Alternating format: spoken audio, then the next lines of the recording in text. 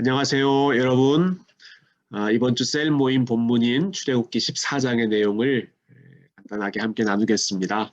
출애굽기 14장에는 아주 유명한 사건, 홍해의 기적이 기록되어 있는 사건입니다. 많은 분들이 친숙한, 잘 아시는 사건이라고 생각하는데요. 하나님께서 우리를 어떻게 구원하시고 또 우리와 어떻게 함께 하시는지를 잘 보여주는 중요한 장면이라고 생각합니다.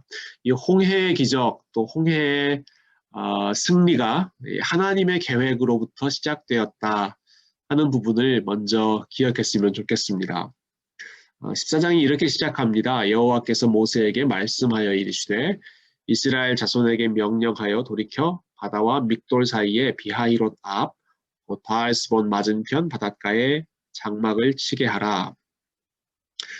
지금 하나님께서 이스라엘 백성들을 이집트에서 빠져나오게 하신 후에 구름 기둥과 불 기둥으로 인도해 가고 계시는 상황입니다.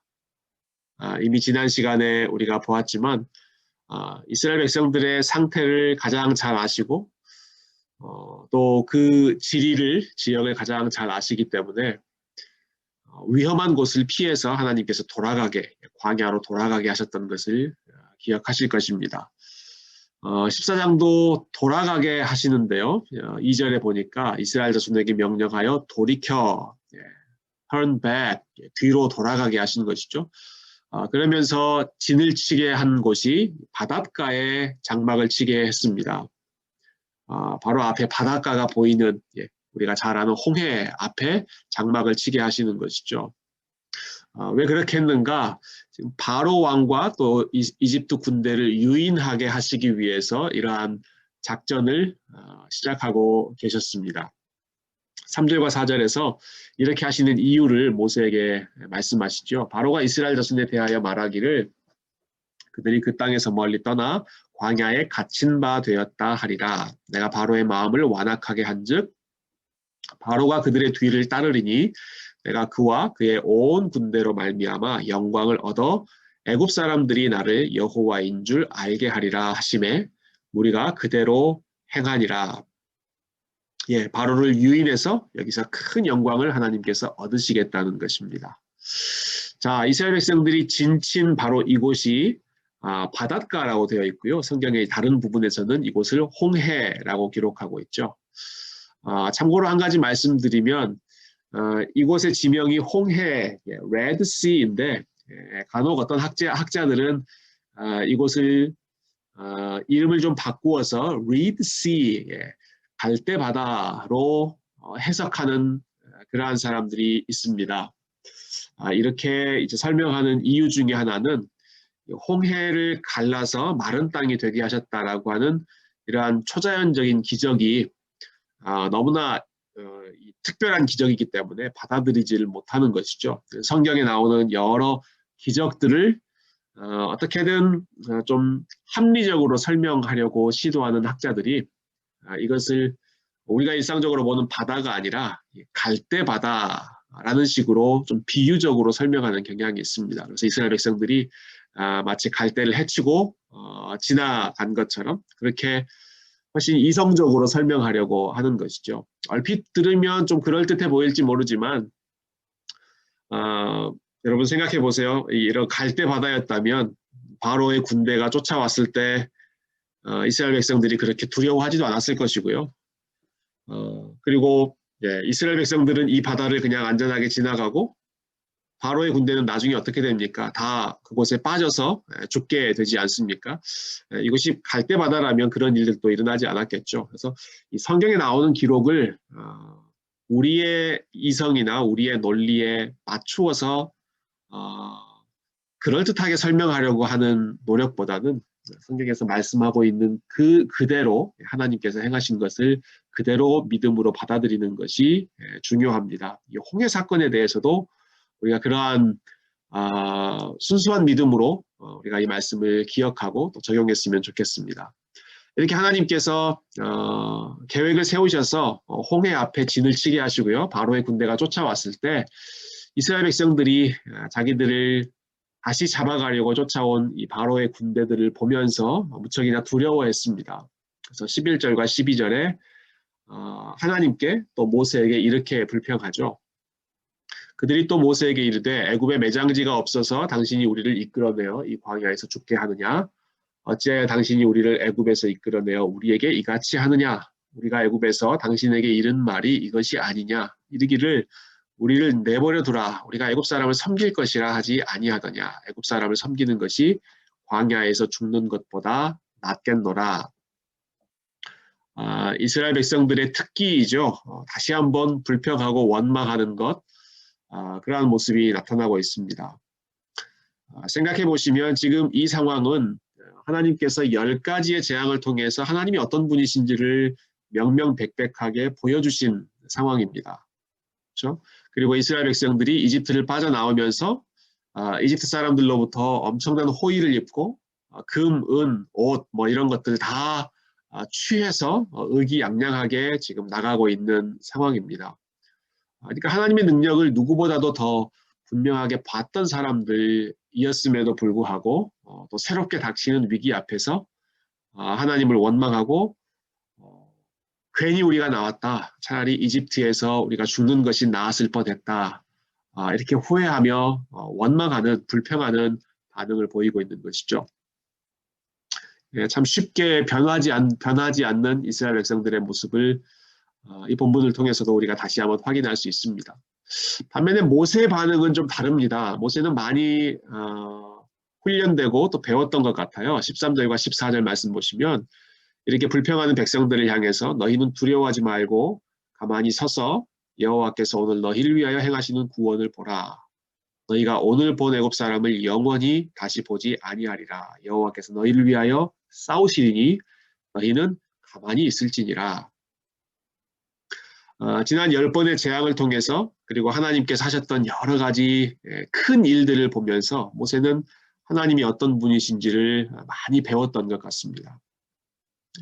처음 하나님을 만났을 때 모세의 모습하고는 사뭇 다른 모습이죠. 굉장히 성숙한 모습입니다. 닥쳐오는 바로의 군대를 보면서도 두려워하지 말고 be still, 가만히 있어라. 가만히 있어라. 하나님께서 우리를 위하여 싸우실 것이다. 이 순간에 모세도 어떻게 하나님께서 싸우실지 구체적으로 알지는 못했을 것입니다. 그러나 하나님의 성품을 의지하는 것이죠. 하나님이 우리와 함께 하신다면 우리를 이렇게 구원해 내신 하나님이라면 이 상황에서 우리를 망하게 하실 분이 결코 아니기 때문에 하나님의 선하신 성품과 그리고 하나님께서 보여주셨던 능력을 함께 붙잡았던 것이 모세의 반응이었습니다. 모세가 고백한 것처럼 하나님께서 이스라엘 백성들을 위하여 친히 싸우기 시작하십니다. 그 내용이 아주 영화처럼 생생하게 기록되어 있는데요. 19절부터 보시면 이스라엘 진 앞에 가던 하나님의 사자가 그들의 뒤로 옮겨가매 구름 기둥도 앞에서 그 뒤로 옮겨. 지금까지는 구름 기둥이 이스라엘 백성들 앞에서 먼저 행진했죠. 가이드 역할을 했습니다. 그런데 그 구름 기둥이 이스라엘 백성들 뒤로 방향을 옮겨서 20절 보시면 애굽 진과 이스라엘 진 사이에 이르러 서니 양쪽을 가로막는 것입니다. 한밤중에 구름이 아주 빽빽하게 그 사이를 가로막음으로써 이집트 군대가 더 이상 접근하지 못하도록 하나님께서 계속 지켜주시는 것이죠. 저쪽에는 구름과 흑암이 있고 즉 이집트 군대가 있는 곳은 캄캄하게 하시고 이쪽에는 밤이 밝음으로 밤새도록 저쪽이 이쪽에 가까이 하지 못하도록 하나님께서 지켜주시고요. 먼저 하신 일이죠. 그리고 이어서 하신 일은 21절에 모세가 바다 위로 손을 내밀매 여호와께서 큰 동풍이 밤새도록 바닷물을 물러가게 하시니 물이 갈라져 바다가 마른 땅이 된지라. 한편으로는 이집트 군대가 접근하지 못하도록 지키시는 동시에 다른 한편으로는 큰 동풍을 불게 하셔서 바닷물이 마르도록 육지가 드러나도록 그 일을 밤새도록 하셨다. 21절이 그렇게 기록하고 있습니다. 밤새도록 하나님이 지금 쉬지 않고 일하고 계시는 것이죠.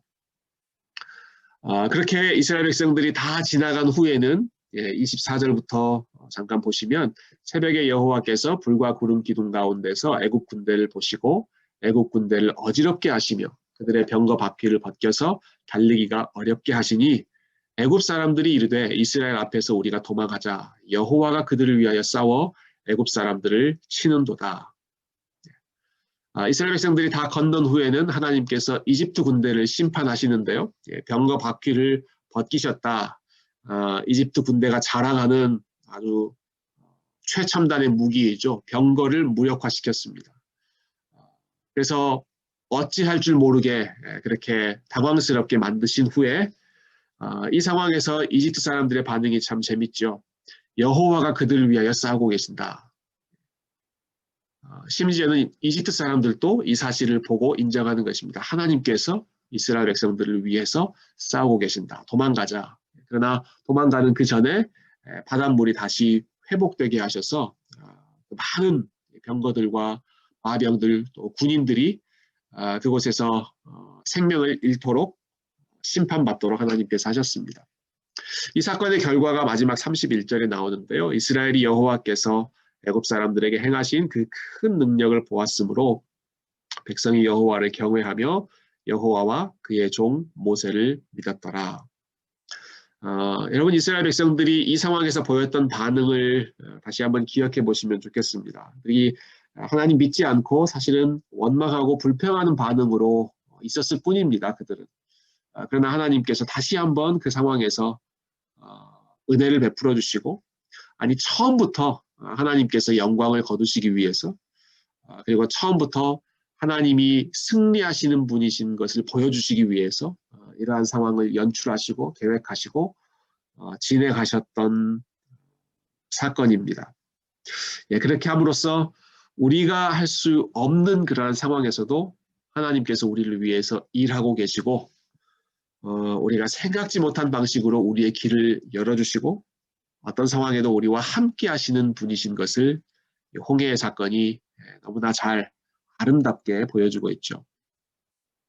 이 홍해의 사건과 함께 우리가 기억하면 유익한 말씀이 시편 46편 말씀입니다. 하나님은 우리의 피난처시요 힘이시니 환난 중에 만나의 큰 도움이시라. 그러므로 땅이 변하든지 산이 흔들려 바다 가운데에 빠지든지 바닷물이 솟아나고 뛰놀든지 그것이 넘침으로 산이 흔들릴지라도 우리는 두려워하지 아니하리로다. 여기 보면 여기 나오는 이미지들이 출애굽기 14장에 나오는 그러한 장면들과 비슷하죠. 산이 흔들려 바다 가운데 빠지고 바닷물이 솟아나고 바닷물이 갈라지고 하는 이러한 놀라운 일들 또 땅이 흔들리는 바다가 흔들리는 이러한 혼란스러운 상황 가운데 그러나 하나님은 우리의 피난처이시다. 이 시편은 모세가 했던 아름다운 고백으로 마칩니다. 이르시기를 너희는 가만히 있어 내가 하나님 됨을 알지어다. 내가 문나라 중에서 높임을 받으리라. 내가 세계 중에서 높임을 받으리라. 하나님께서 그렇게 말씀하셨던 것을 회고하고 있고요. 다시 한번 하나님을 신뢰하면서 만군의 여호와께서 우리와 함께 하시니 야곱의 하나님은 우리의 피난처시로다. 하나님은 우리의 피난처이십니다. 바다로부터도 구원하시고 난폭한 군대로부터도 구원하시고 아픈 바다 뒤는 쫓아오는 군대 어디로 가야 할지 모르는 꽉 막혀있는 그런 상황이라고 할지라도 여러분 그 상황에서 우리가 가장 먼저 해야 할 것은 가만히 기다리는 것입니다. 무언가를 하려고 애쓰는 것이 아니라 하나님께서 어떻게 일하실지 내가 할 수 없다는 사실을 인정하고 하나님께서 일하여 주시기를 기다리는 마음으로 잠잠히 하나님의 구원을 사모하는 것. 그것이 이러한 상황에서 하나님께서 원하시는 믿음의 모습입니다. 여러분 혹시 답답한 상황, 여러분의 능력으로 지혜로 해결하기 어려운 그런 상황 가운데 계시다면 이 말씀을 여러분 스스로에게 선포하셨으면 좋겠습니다. 너희는 가만히 있어. 우리 하나님이 하나님이라고 하는 사실을 이 상황을 통해서 알지어다. 하나님이 우리의 피난처이시다. 홍해 사건을 다시 한번 기억하면서 여러분의 마음 가운데 우리 하나님이 지금 이 순간도 우리를 위하여 계속 일하고 계시고 싸우고 계시고 우리 앞에 가로막고 있는 홍해를 열고 계시고 밤새도록 바람을 불어서 그 땅을 마르게 하셨던 일 지금도 저와 여러분을 위해서 계속해서 하고 계시는 것을 다시 한번 우리 말씀으로 붙잡고 저희의 걸음을 온전히 하나님께 맡기는 시간 되시기를 소망합니다. 감사합니다.